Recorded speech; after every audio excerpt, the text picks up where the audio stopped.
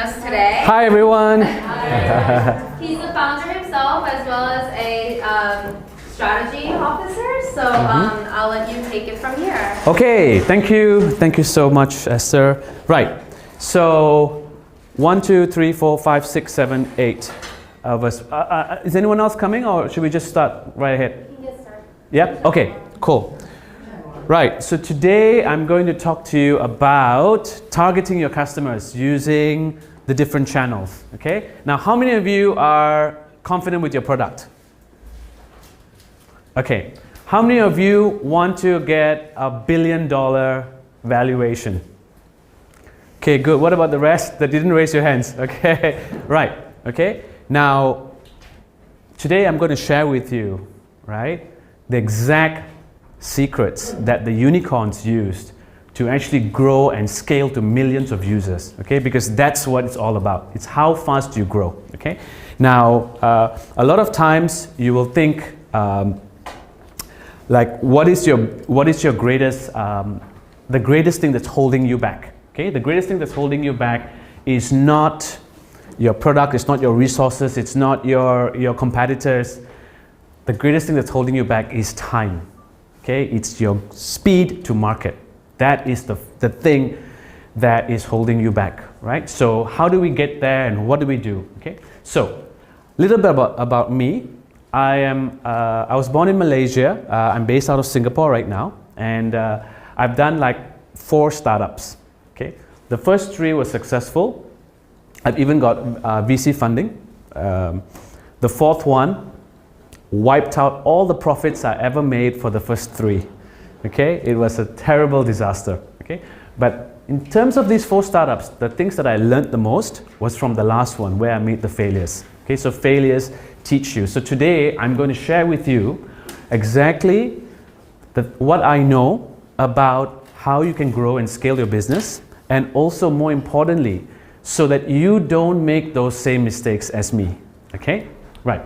So these are some of my clients right now that have benefited from my digital marketing, brand storytelling aspects, and I'm all about growth. So this is one case study of an example of a company that I helped to grow from 600,000 to 6 million in 24 months, right? So I'm passionate about growth, and I'm going to share with you some of that as well.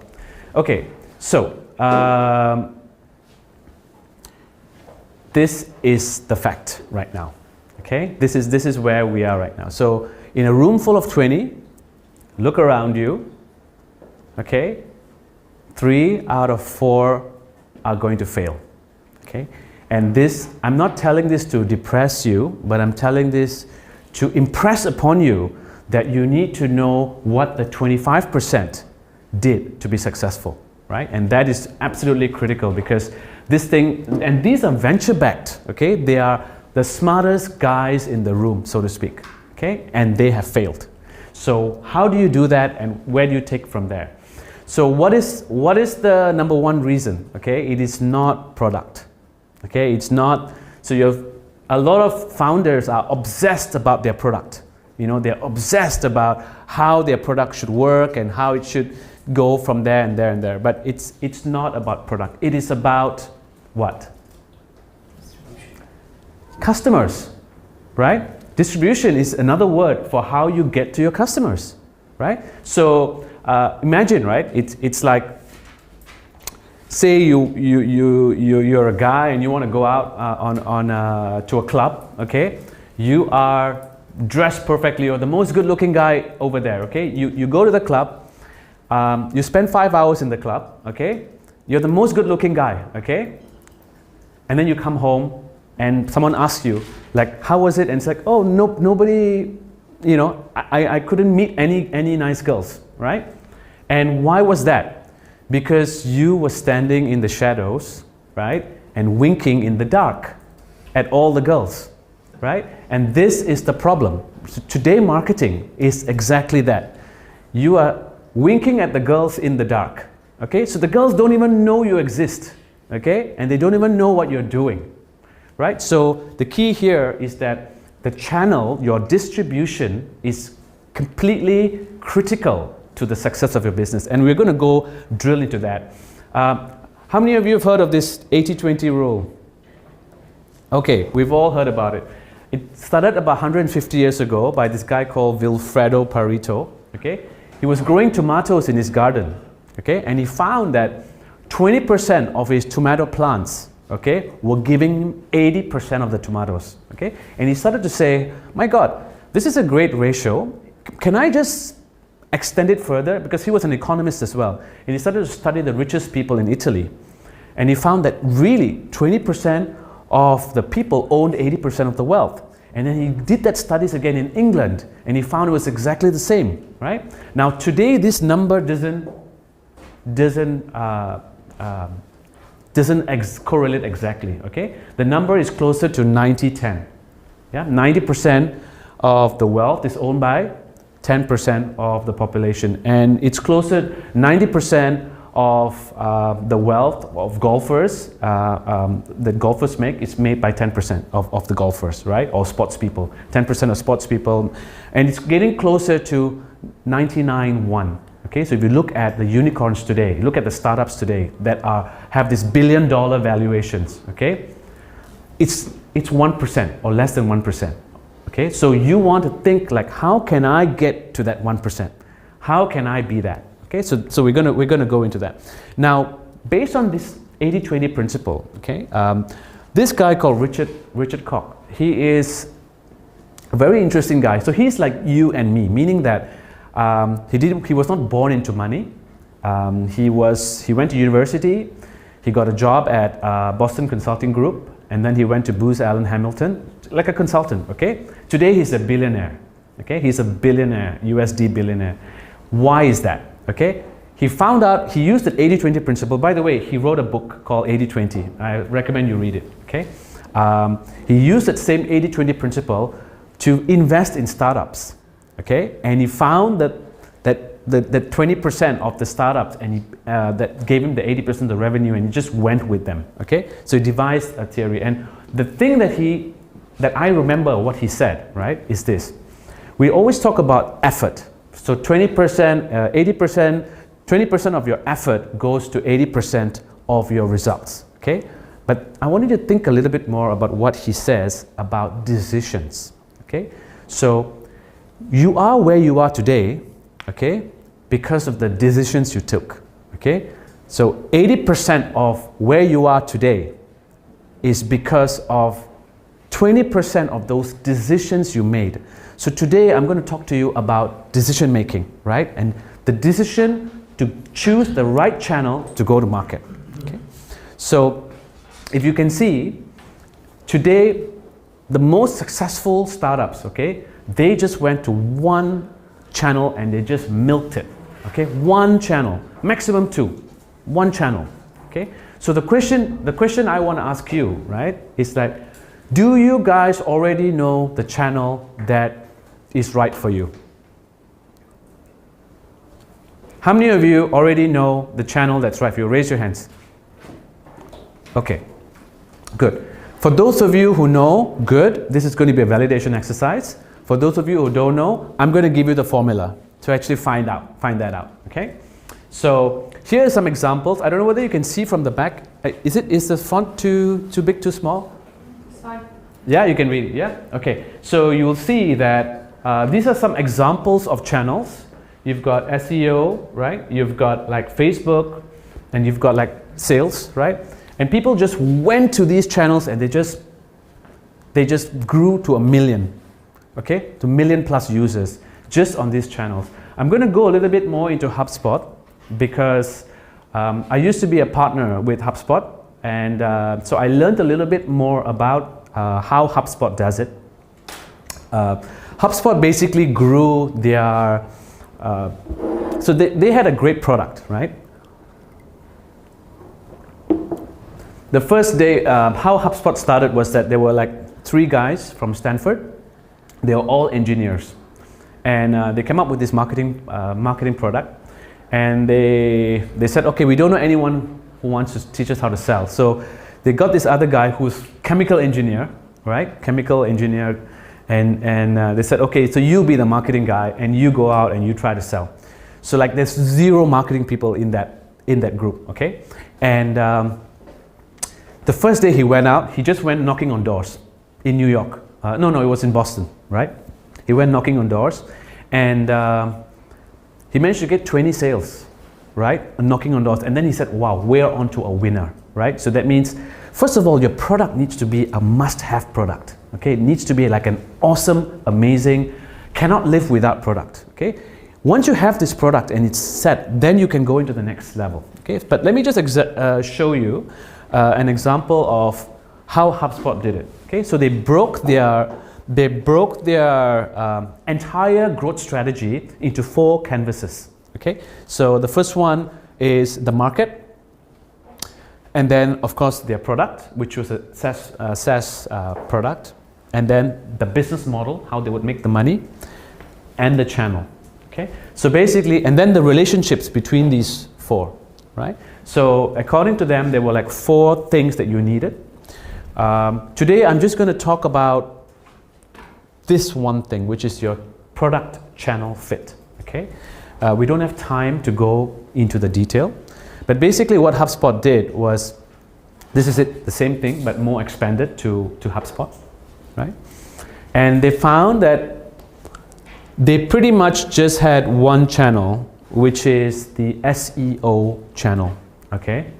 Their content marketing, right, was their big channel, and they had an inside sales team, okay? So that's pretty much what they did. And so to grow to 100 million US dollars, they decided they needed to make some changes. So they locked in the market and they made some changes, okay?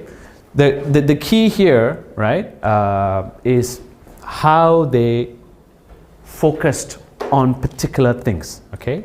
And that's what I wanted to tell you. Now HubSpot uses 4. I introduced the 5th one, which is the language market. So today we live in what I call the attention economy. Everybody has got no time. Everyone is so busy rushing around, okay? So if you want somebody to try your product, okay, you need to have the right language to entice them, okay? So you need to have the right language for that market, okay? And if you miss this, these things also don't work. So to be successful, you need these 5 things, okay? Right. So James Courier is the one who came up with the language market fit, okay? And he's part of the growth hacking team. You can learn a lot more about them at growthhacker.com, right? An example of language market fit was the iPod, okay? We all know the iPod, okay? Do you remember what was before the iPod? Anyone remember? Still remember? Right. What was it? Walkman. Yeah, Walkman, CD, right? And then they had MP3s, okay? So at that time, a CD player, you could have 12 songs, maybe 18, maximum 18 songs, okay, on a CD. And that was a lot of songs already, okay? And you couldn't fit it in your pocket because the CD is like too big, okay?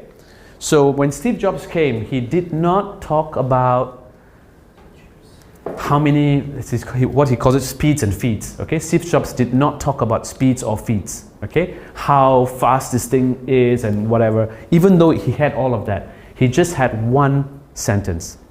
1,000 songs in your pocket, okay?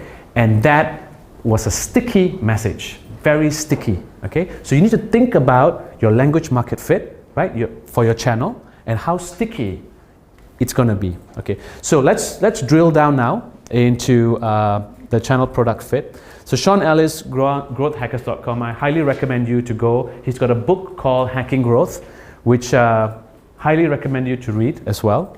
Okay, so the first thing I learned about channels, right, is that it's not static, okay? Channel is like us, they grow and they die, okay? So if you want to choose a channel right now, okay, make sure you're choosing a channel in growth phase. So like for a lot of people, choosing Facebook today is a very, very expensive option, okay? It's a very expensive option. So this is 2017, right? So what's the next big thing? Okay, the next big thing: driverless cars, Alexa. Okay, these are the new channels that are still in their infancy, still growing. Okay, and where there's a lot of opportunity where you can get involved. But I'm going to take this. How many of you are in a SaaS business, actually selling software service? Okay. How many of you are? I know someone in retail. How many of you are in like non-online, offline businesses? Offline. Okay. Yeah. Okay. So that's 2 there. Okay. So generally, you will find that whatever that I say applies to you as well, but you just need to take it as is. Okay. So the first thing you need to know is the channels. Choosing the channel is super critical because you don't want to choose a channel when it's already peaked, because then it's going to be expensive and the channel is going to shrink. Okay. Okay. So the other thing you need to know is that there are scalable channels and there are unscalable channels. Okay. And it's very important for you to choose a channel that's scalable, right? So what is what is unscalable? Okay. Any examples? Anyone? Unscalable.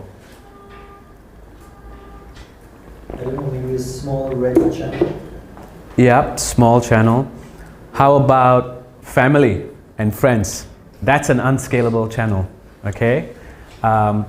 Writing on a niche blog. Okay, that's unscalable. So, you know how I told you that the biggest brands, they grew to 100 million subscribers on one channel, right? And how you should do the same. You should not do the same because you're not $100 million brand yet. Okay, so what you need to do is you need to balance. Okay, you need to balance the unscalable stuff, the free stuff, the stuff that you can do immediately, which you're probably already doing now. Okay, but what I call the barbell method. Okay, anyone familiar with the barbell theory or the barbell method? Okay, so this is what is done in investment banking. Okay, so investment bankers, they do what is called the barbell method when they are trying to do investments. Okay, and so basically they look at these low risk investments, but there's one where they put a lot of energy on and they choose the moonshot, so to speak. Okay, it's the moonshot. So you should look typically and see whether you can have a similar thing. Okay, so what is unscalable? This is unscalable. So unscalable would be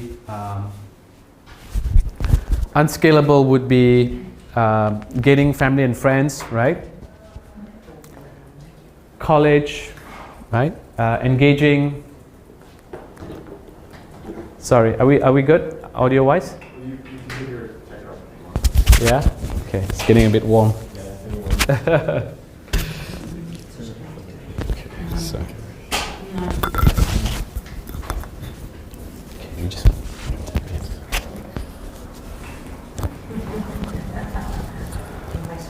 Okay, cool. Sorry. Yeah. Okay, that's fine. Thank you. Okay, right. So here we are, right? Unscalable, free stuff that you can do. I want to talk about, like I said, language market fit. Okay, and so which channels should you use, right? That's the burning question. Which channels should you use? For those of you who know your channels, like I saw 2 raise. So what's your channel? The selling channel. We're selling on our official website and Alibaba, Taobao. Okay, so it's online e-tailers. E-commerce. And E-commerce. online, Okay. selling through retailers. Right. And what about someone else here? Those of you who know your channels already? Yeah. For my product, we're using YouTube right now. Okay. As the YouTube searches. Okay. So you find in YouTube. Okay. Fine. We're in B2B, so we started using LinkedIn, Okay. but still testing and validating. Okay. That's good. Anyone else found any success in channels? Go to market? No. Okay. So I'm going to give you a simple 3-step method to find your best channel. Okay, and basically, number one, look at the total universe of channels and just cut out all the channels that don't work for you first. Okay, and zoom in on the ones that potentially you think could work. Okay, that's the first thing. Okay, once you do that, then you prioritize those channels, and you prioritize those channels based on the system I'm going to give you. And then after that, once you found the channel that actually you like, and the one that's data driven and proven to work, then you go ahead and start optimizing that channel. Okay, so I'm going to take it step by step. So this next piece of advice comes from Atif Awan, who took basically LinkedIn from 100 million to 500 million, okay, users. And he basically says, when you want to identify your channels, okay, look at the way your customers or your potential users are actually behaving and what they want. Okay, so if they are looking for you on search engines to find the solution to their problems, okay, then you know these channels work. Okay, so like that. So I would say that not all channels work for everyone really well. So like, for example, are you familiar with the term LTV, lifetime value? Everyone here? Yeah? Okay, cool. So understanding, like when I started to look at LTV, I didn't realize that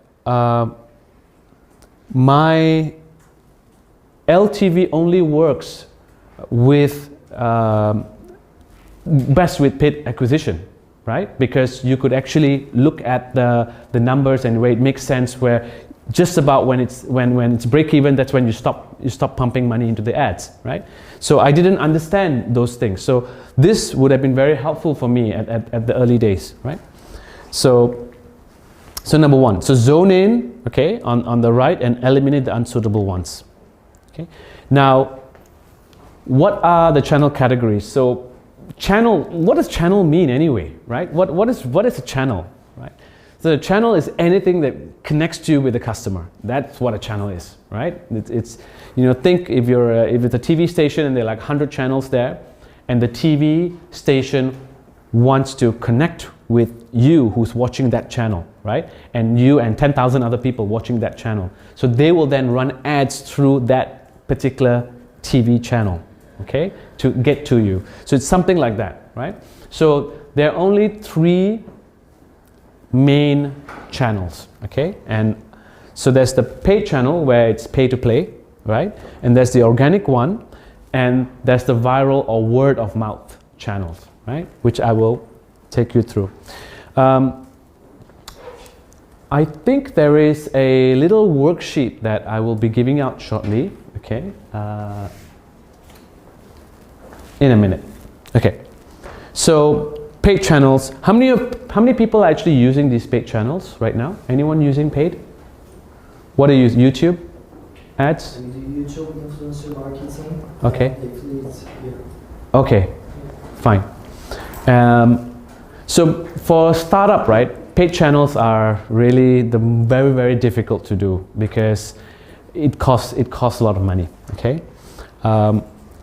These ones are way better, organic channels. Okay, so over here, there's one thing in particular which I want you to be very, very particular about. Okay, and it's this one. It's content marketing.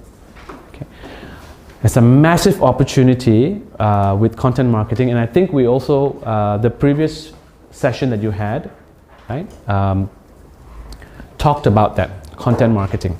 Okay. Now, these are the top 30 opportunities with content marketing today. Okay, the top 30 opportunities, right? And you'll see there are like Q&A sites, there are like there's video there, there's case studies, you know, a lot of things you already know. But the magic question is when to use them, right? When do you want to use these channels? It depends on the buyer journey. How many of you have tracked your buyer journey already? How many of you have tracked your buyer journey? How many of you have no idea what I'm talking about? Okay, right. Okay. So the buyer journey, very simply, okay, and this is part of storytelling, okay? So basically there are three types of stories, okay? There's a story you tell yourself, okay? So when you wake up in the morning and you go and look in the mirror and you're crusty-eyed and you look horrible, that's the real you, okay? That's who you are, okay? And then after that, next morning, then after that, you have a shower, you do your hair up and whatever, or don't do your hair up in this case, okay? And then you go out, and that's basically the stories, the image you try to tell others, okay? So the story you tell yourself, okay? And that story is also a big thing, because if you can change that story you tell yourself, oh, I'm horrible, or oh, I look bad, or I look good, or whatever, right? If you can change that story you tell yourself, you can change your life, okay? And people like Anthony Robbins and all these motivational speakers, they help you to change that inner story, okay? But we're not going to get into that now. What I just want to tell you, so the stories we tell ourselves, stories we tell others, and stories that others then tell about us, which is our reputation, okay? Behind, when we leave the room, what people talk about us behind our back, okay? Now, there's always a gap between this and this, okay? There's a gap between how you see yourself and how you want other people to see you, okay? And this is where there's a huge opportunity for brands, for businesses, for marketers to actually get involved. So, say for example, this is what is called, in storytelling, is called the hero's journey, okay? Which we won't get into now because we don't have time. But basically, the buyer journey consists of 5 parts, okay? A, B, C, D, E, okay? They are aware of a problem, okay? They browse for a solution. They consider all the competitors or all the alternatives. It may be competitors, it may not be. They make the decision, and then they experience the product, okay? So pretty much A, B, C, D, E, okay? Now, if you're doing high-touch product, like selling insurance, okay? Yes, this works. If you're selling toothpaste or candy, for that matter, right? Okay? It's shortened, but really this is still the journey, okay? The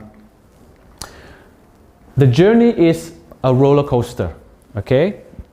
So your A, B, C, D, E, okay, is actually, imagine it like a pipe, okay? And you've got 3 key things here. So number 1 is the urgency, which is the drive of the customer looking for your product or the solution to your problem, okay? So that's important. The force at which you are working as well, okay? So if you, and then there's a friction within the journey, within the system, okay? So if you can recognize and remove the points of friction, okay? Increase the force and the urgency. If you can, and you use the right language, you can increase that urgency as well. So your objective is to increase this and reduce this. So to answer your question very quickly, so the buyer journey, at different stages of the buyer journey, they need different content because they're using, at different stages, they need different content. So at certain stages, you may use an ebook. At certain stages, you may use a comparison chart. At certain stages, you may only have to use testimonials and testimonial sites and stuff like that, right? So you have to understand on the buyer journey what sort of content to use. But content marketing is very, very important, okay? So we covered organic channels, of which content marketing is a part of. And now we're going to the word of mouth or the viral channels, okay? So viral channels, there are a whole bunch here. So the idea of this session today is not for you to come up with the channels immediately, okay? But it's to open your mind to say like, oh, okay, this is the universe of channels out there, and this is what's relevant to me, and let me understand from the buyer journey perspective, what are the channels, right? And so it's just to give you, it's just like a menu, so to speak, right, for you to choose. So step 1, what was step 1? Discover. Yes, discover what? Okay, discover the channels, correct. Discover the channels, right? So step one was to discover the channels and really by elimination, yeah? To cut away the channels that you definitely know don't work for you, right? Number two is to prioritize, and that's what this sheet in front of you is about, okay? Now we want to narrow down. So I want you to start thinking about the channels in your business that are relevant to you, okay? And we're going to narrow them down based on these 6 things. And this comes from Brian Balfour from HubSpot as well, okay? So right now, deciding on your channel is going to be a data-driven decision, okay? So you need to be able to say, I choose this channel because this channel has proven itself to work for me, okay? It's not an opinion anymore. So the opinion was step 1, okay? Step 2 is all data now, right? So, and it will depend on these 6 things, okay, which we will cover. And the first one is cost, okay? How much money do you have? Like some of them are just too expensive to run. For example, like a Super Bowl ad, right? TV is just out of the game. You just cannot use that, right? So how much you need to experiment. So you can narrow down like that, okay, on cost. On targeting, okay, so like some particular channels are very, very good at really targeting. So say for example, Facebook. You can use Facebook very, very well to target right down the demographic, okay? TV, not so much, right? Radio, even less, right? So how much control do you have over the experiment? So control is very important. So in terms of how are you able to actually stop the experiment at will, stop the experiment, change some things, okay? So for example, if you're running a Google ad, it's easy. You can immediately, when you see that the ad's not performing well, you can quickly change it, okay? Not so easy when you're running a radio ad, which you have put placements for the radio for the next 6 months, okay? And you cannot change that so much. If it's not working, you can't change that because the radio station doesn't allow you to change that. Or same with media, right? Or newspapers. It's not easy to do. So control is also very important for you. Input time. So to get started, right? To get the whole thing started, how much time do you need? Okay. For some people, it's very fast. Like you can do a Facebook ad very quickly.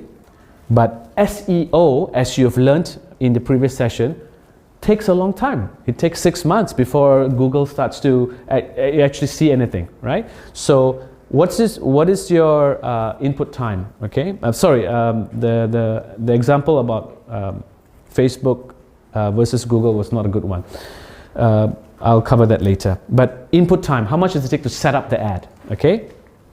Output time, how much time does it get to see the results? So this is where that example with Facebook versus Google works, okay? So whereby you can see SEO takes a longer time than a paid ad, okay? So that's key. And then scale. So like how scalable is that channel, okay? And basically, I would like you now to write down at least 3 channels, okay? That you 3 of your favorite channels, so to speak, right? That you think will work for you. Did you put the 3, maybe had 3 slides, I took a picture of the one that's okay for picture. Okay. I've got that one, that's the one I've got. I haven't got the, do you know you both need paid? Yeah. Paid? Yeah. Yeah, okay. That one, and then the other ones, and then I can just look at one. Yeah. Okay. Yeah. But it's just for this. And then there's also this one. Yeah. Thank you. Okay. So find out what are your top 3. If you have a difficulty thinking of a channel, just raise your hands, I'll come to you.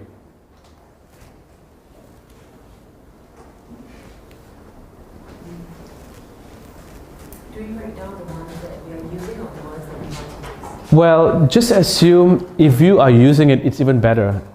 Definitely put it down because you've obviously been thinking about it and you've done some homework, right? Because now we just want to narrow down to see, based on those 6 criteria, whether it's effective or not.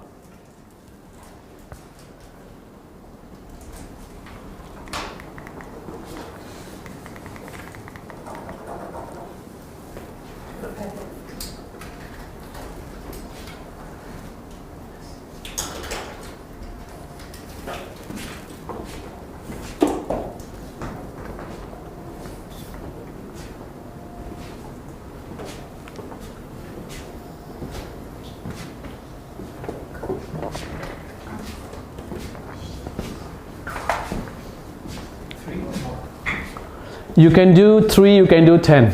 Okay, the key here is that you need to be satisfied, right? If something that's been in your mind, you know, and it's like it's 5 of them, and I ask you for 3, but you know you want 5, just go with 5. The key here is that you are now doing a very systematic exercise of identifying and prioritizing your channels based on a data-driven exercise, right?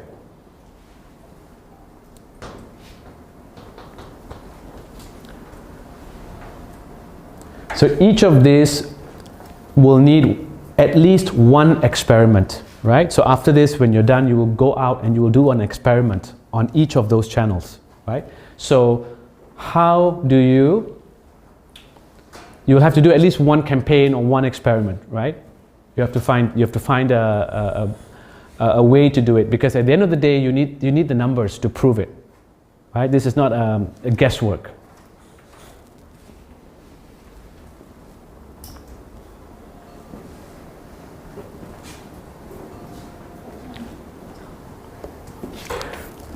So let me just explain. So while you're doing that, I'll just explain this works, right? So you can see here SEM, which is advertising on the search engines, marketing and advertising in search engines, versus email, right? Now, this is an example for a very large company with already an established email database, okay? So for them, for that company, they came up with it worked out better for them to go with email, okay, as their channel, okay, because of that large accessibility. But again, like I said, what is key here is for you to understand the growth cycle of the channel, okay? You need to understand where that growth cycle is. So certain things like, I don't know, for some businesses, it wouldn't work, okay? Either of these wouldn't work. So you've got to see for your particular situation. Could you just go through all the points again? Yep. Like how we determine the points. Okay. So the cost, if the cost is low, Yeah. okay, it gets a high score. Yeah. Okay, that means it's easy to do, Yeah. right? Can I ask you one question? Is Yeah. cost related to just money or also time to allocate for building that channel? Well, is that input time the time that's allocated? Yeah, Okay, input time. I understood. Yeah, my understanding is that this is just money, right? Like dollars and cents that you actually put out, right? And if it's cheap to do, it gets a high score. If it's expensive, it gets a low score, right? But actually, if it's not your time, if you're actually using your developer to set this as experiment, actually developer time is kind of the cost. So it could be potentially. Right. Yeah, absolutely. That's a good fair point. So if we want to build like a referral program in the product itself, there's a lot of That is definitely a good time and cost. I would say that it lowers both of them, kind of. yeah. So then, what the next one then? So okay, so the next one is control. How much what's targeting? Oh, sorry. So targeting is like, can you really get to your target customer well with this channel? So say, for example, if I were to use the example of TV, it's not so targeted, to be honest, right? It's not so targeted compared to Facebook, right? So how targeted is it? The accuracy, basically. Yeah, how accurate. But it doesn't mean that TV is a bad channel. it may have a very low score on targeting, but on other things it may have a higher score, and it'll still be your channel of choice, because it doesn't matter. At the end of the day, it's the results that matter, right? So the third one is control. How much control do you have over that channel, right? So for example, if I have an internal sales team, my in-house sales team, I have absolutely amazing control over that team, because they will listen to me. But if my channel is actually a distributor, so say for example, if I was, I used to run a business that was also dealing with retail, and I had a retail partner, and the retail partner was really a very, very large company which had very strict rules about way they would do certain things, and there were so many limitations for that channel. I was making money from that channel for sure, no doubt. Yeah, I was making money from that channel, but it was so difficult to control them because they were a very large company and they owned all the supermarkets and whatever that they pushed the product through, right? So, and then there's input time. So input time, say for example, a Facebook ad versus making a TV commercial. Okay, TV commercial takes so long to do. Right? So to reiterate these experiments is going to take you have to do, I can probably only do like 6 in a year, whereas Facebook ads, I can do 6 in a week. Okay, that is the difference. Okay, so your input time, because you're going to be able to be quickly doing iterations after iterations after iterations. Okay, so you want to look at that as well. So is that a high score if you don't? Yeah, so if your input time is short, it's a high score. It's short. Yeah. If your input time is short, it's a high score. If it's a long input time, then the score is low.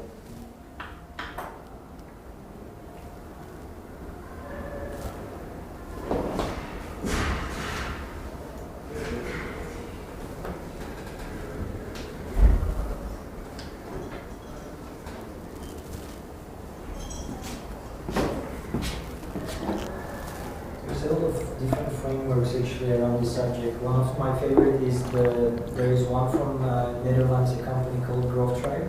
Yes. They have this GRASS framework. This is also pretty cool. But Yeah, it is amazing. I follow Growth Tribe. They're so good. very good content. So good. Amazing. Amazing guys. I think they are like the forefront today. Honestly, I look at their content and On content creation, definitely. yeah, Definitely. I look at their content. What? What they called? Growth Tribe. Growth Tribe. Yeah. But they're more like they're teaching you how to. Yeah, they've got these classes in the Netherlands and also I think in other countries too now. Yeah, now they're in London and Yeah. in Paris also, but Yeah. it's pretty expensive. For Yeah. a 1.5 day course, they charge almost 2K. Yeah, so their target market is not people like you, unfortunately. Their target market is the very large companies who want to be like startups, right? Who have these little startup teams inside. So that's their niche market. That's where they're making the most of their money. Okay, anyway, so coming back, so output time, how quickly can you find out the result? Okay, so if you're doing SEO, it takes a long time. Okay, if you're doing SEM, it's really fast. Okay, So the quicker it is, the higher the. yes, the quicker it is, the higher the score. And then finally, it's scalability, right? Like how scalable is this channel? Can you reach millions of users with this channel? So if I have an internal sales team with 5 people right now, how scalable is that? Right? And if it is okay, good. But like, then how am I going to score that? Right? But like email, in this case, email gets an 8 because you can send one email to 10 million people, technically, right? Without getting to the spam filters. Okay. So has anyone finished already? Can we see who's got who's got your score? What's your score? You did start 3. with the offline, Okay. but yeah. Okay. So you've got 6.5. For offline. So that will be your first. That will be your first. That will be your first choice then. Yeah, for sure. But what about the other numbers? The other numbers is very low, so low as in below 3. Ah, I see. I see. Average is just like below 5. Okay. Okay. So now what I want you to do is I want you to start thinking about an experiment that you can do offline. That's what you need to do now. Think about an experiment. Okay, anyone else? Anyone else ready to gosh. Execute. Actually, anyone else found something magical? Did they any epiphanies? Well, I did it again, and it's again YouTube is better than other channels for me. Okay, so you got 833. Okay, good. So do you know what experiment you're going to run on YouTube to validate that? I kind of did only the experiments actually. I kind of did it one more time just to prove. Okay, understood. Okay. But this is what you do, right? As soon as you find a channel, then in this channel, what kind of experiments? Can Yes, you that's right. So the 80-20 rule applies again, Yeah. right? Yeah. Sorry. We're supposed to find out these numbers after we do the campaign, because I mean right now I'm just kind of guessing, like I really don't. Yeah. No. Yeah. You're guessing right now, which is fair, but you're guessing based on your previous experience of in that space, right? Yeah. So say for example, if you wanted to, so you know, like you've got social networks here, right? Instagram, online, video, crowdfunding, email. Okay, and so how quick is it to do crowd? Let's see. Like I already, yeah. How much time do you need to come up with a campaign? 6 months at least. Yeah. So on a score of 1 to 10, is that easy or hard? Or it's quite hard, right? So you got a low. That'll be a low number. Yeah. So like that. So once you've got all of this, you come up with your average, and then you'll be surprised to see maybe something will jump out.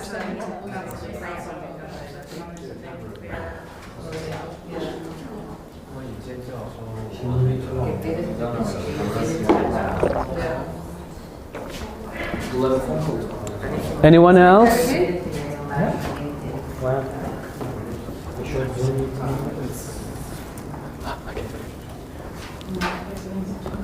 Anyone else? Found anything interesting?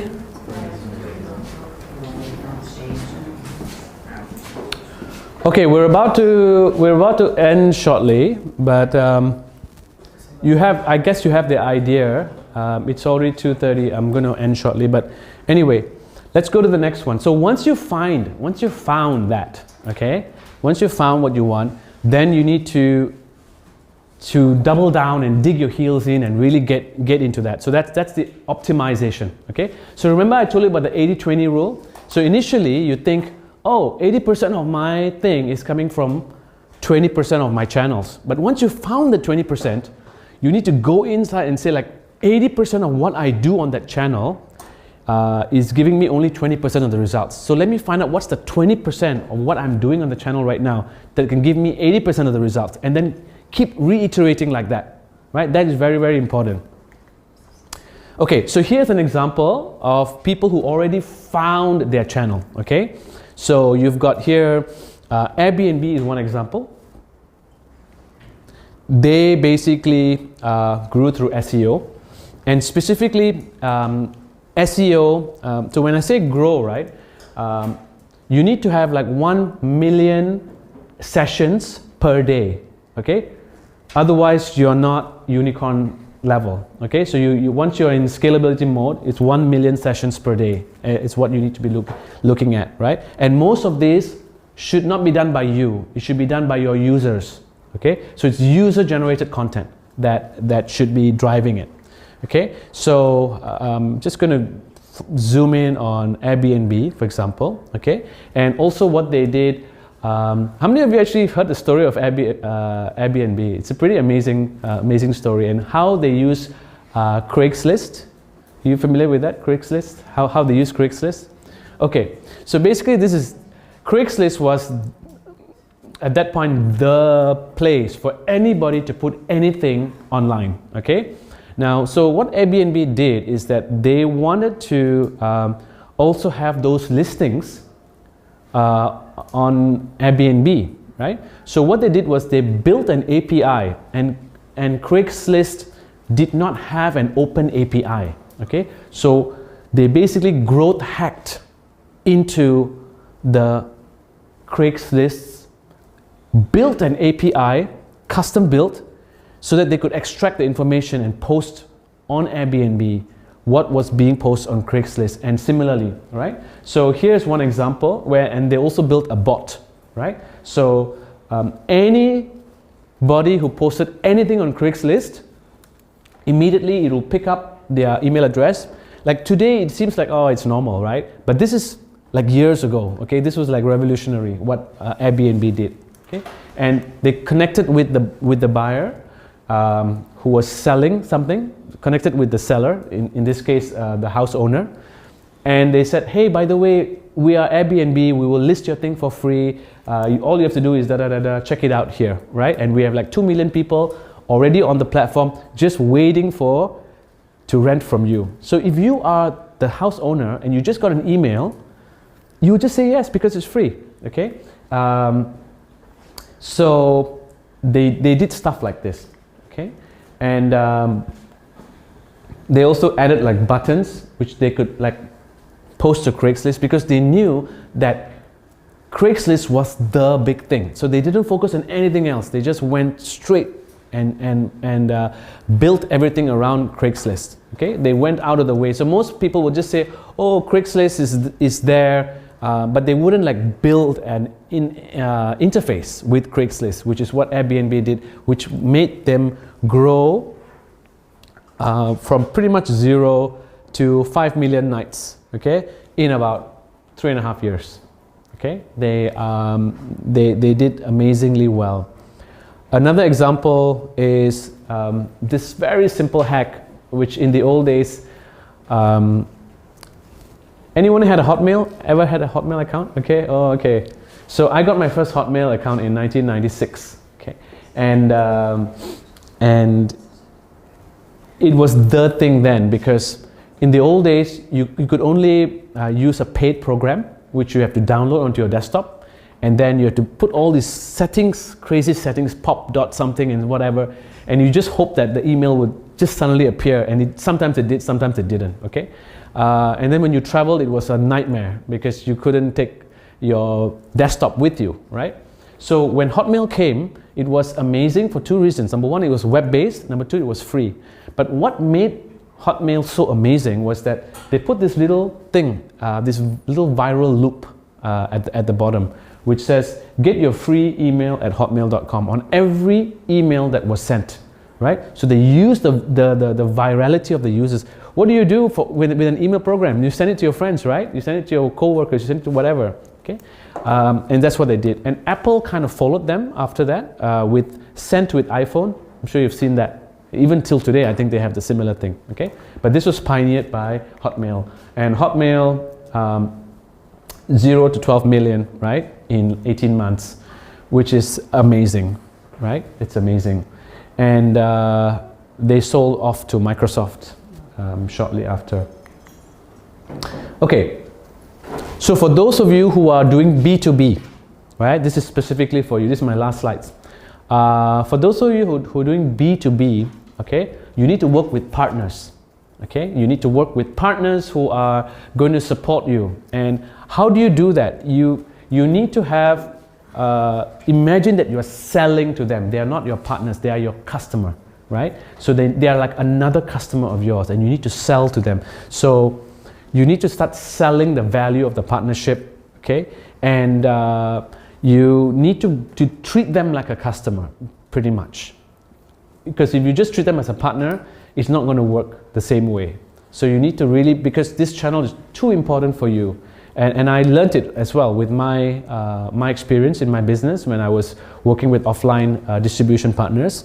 It's very, very important to actually support the partner, right? To don't give them, if they're very big, never give them an excuse to say no, Okay, if they're small, give them a chance to say yes. That's how it works.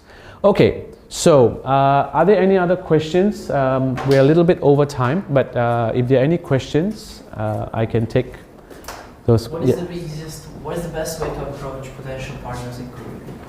In Korea, maybe it's not. Yeah, I mean, I'm not the best person to answer that, but it's very simple. From what I understand, Korea is part of Asia, and Asia it's all about relationship, right? So you need to build that relationship and understand the local culture. There are certain things that Koreans do, and there are certain things that Koreans do not do, right? So quickly find out what Koreans do not do, because I talked to some expatriates who are here in Korea, and meetings started out really well, and after that, he said, I don't know why they don't want to ever see me again. You know, I don't know why they just, I must have said something, I must have did something, because the meeting started out really well, right? So more important than what to do is what not to do, okay? Understand you can very quickly offend people, okay, by saying the wrong thing. So that's what I would say. But at the end of the day, whether they are Korean, Japanese, Chinese, or from Jamaica, it doesn't matter. At the end of the day, you're dealing with a human. So open up the human part of you, okay? And being human will allow them to connect with you better, because at the end of the day, products don't buy products. People buy products, right? So connect that. Any other questions? Okay, I better shut up then. Okay, thank you.